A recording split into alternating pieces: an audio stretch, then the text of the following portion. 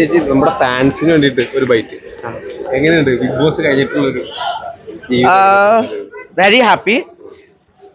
എനിക്ക് എല്ലാവരുടെയും എത്ര സ്നേഹം കിട്ടി, എല്ലാവർക്കും എൻ്റെ ഹൃദയം നിറഞ്ഞ ഒരു നന്ദിയാണ്. Thank you so much loving me, caring me. ഒരു ഫാമിലിയുടെ പോലെ എനിക്ക് ആരോ ഇല്ലാത്ത ഒരു ഫീൽ എനിക്ക് ഇല്ല ഇപ്പോൾ. കാരണം എനിക്ക് കുറേ ആൾക്കാരുണ്ട്, എന്നെ എത്രയും സ്നേഹിക്കുന്ന കുറേ ആൾക്കാർ ഈ കേരളത്തിലുണ്ട്. സോ എല്ലാം മലയാളികൾക്ക് എൻ്റെ thank you thank you thank you thank you എല്ലാം. ബിഗ് ബോസ് കഴിഞ്ഞ ഒരു ജീവിതം എങ്ങനെയാ പോകും, അകത്തും പുറത്തും ഇപ്പൊ എങ്ങനെയാണ് ജാൻമണി എന്നുള്ള വ്യക്തി? ഇപ്പോൾ എനിക്ക് ഡിഫറൻസസ് ആയിട്ടില്ല, ഞാൻ കഥായിട്ട് ഇരിക്കുന്നത്.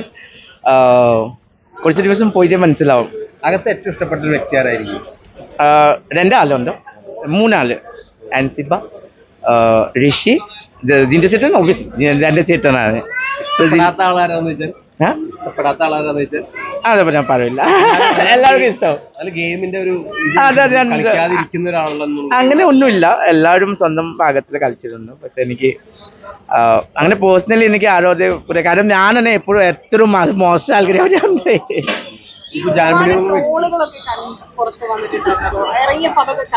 ചിരിച്ച് ഞാൻ ചത്ത്, ചിരിച്ച് ഞാൻ ചത്ത്. നിങ്ങളുടെ ഈ ജിഗ്ജൻ പരിപാടി ഭയങ്കര ഹിറ്റാണ്. അത് അപ്പൊ ബിഗ് ബോസിനകത്തും അതിനുശേഷം പുറത്തുനിന്ന് ആ വീഡിയോസ് കണ്ടായിരുന്നു ജിൻജാന്റെ. അതാ നിങ്ങളെ നോക്കൂ പ്ലീസ്. എനിക്ക് പറയാൻ പറ്റില്ല, കാരണം എനിക്ക് 2 വീക്സ് ഭയങ്കര റൂൾ റെഗുലേഷൻ ഉണ്ടോ. അതിന് ഞാൻ വീടിന്റെ പുറത്തേക്ക് പോയിട്ടില്ല. ഇതിന്റെ പൂജ വരണം മാത്രം ഞാൻ വന്നിട്ടുണ്ടോ. സോ എൻ്റെ എസ്യാനെറ്റിന്റെ ഇന്റർവ്യൂസ് എല്ലാം കഴിഞ്ഞിട്ട് ഞാൻ ഡീറ്റെയിൽസ് ആയിട്ട് പറയാം.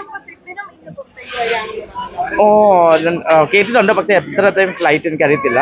പിന്നെ അങ്ങനെ ഉണ്ടെങ്കിൽ ഞാൻ ഇപ്പൊ ഒന്നും പറയില്ല. Let him come. ബിഗ് ബോസിൽ ഒരുപാടുണ്ടായിരുന്നു. എനിക്ക് അതിന്റെ വേണ്ടി എനിക്ക് ഒരു കമന്റ്, ജാസ്മിൻ അതേപോലെ ഈ പ്രണയമുണ്ടല്ലോ, അതൊക്കെ എങ്ങനെയാണ് നോക്കിയാണോ? ജാസ്മിന്റെ പ്രണയം സത്യമാണോ? അതാ ഞാൻ ഒന്നും പറയില്ല. അത് കമന്റ് ഇപ്പൊ എസ്യാനെറ്റിന്റെ ഇന്റർവ്യൂ കഴിഞ്ഞിട്ട് പറയാം. മനസ്സിൽ ഒന്നും ഇപ്പൊ ഒന്നും പറയാം. അല്ലല്ല, എനിക്ക് അറിയത്തില്ല. നിങ്ങളെ നോക്കൂ, നിങ്ങൾ ബിഗ് ബോസ് 24/7 നോക്കിയിരിക്കൂ. അതല്ല അറിയില്ല, നോക്കൂ നിങ്ങൾ. ഓക്കെ, അതാ പറയാം. എന്തൊക്കെയോ ചോദ്യങ്ങൾ ചോദിച്ച് ജാനുവിനെ ഇവരെ കുഴപ്പിക്കുകയാണ് അല്ലേ? ജാനുവിന് എന്താ പറയേണ്ടത് പോലും അറിയില്ല. ജാനു ഒന്ന് എന്നെ കൊണ്ടുപോയി. ഓ പ്ലീസ്, അത് ഇപ്പൊ എനിക്ക് വരെ ഓ മൈ ബച്ച. ഓക്കെ ശരി, thank you. Okay, thank you so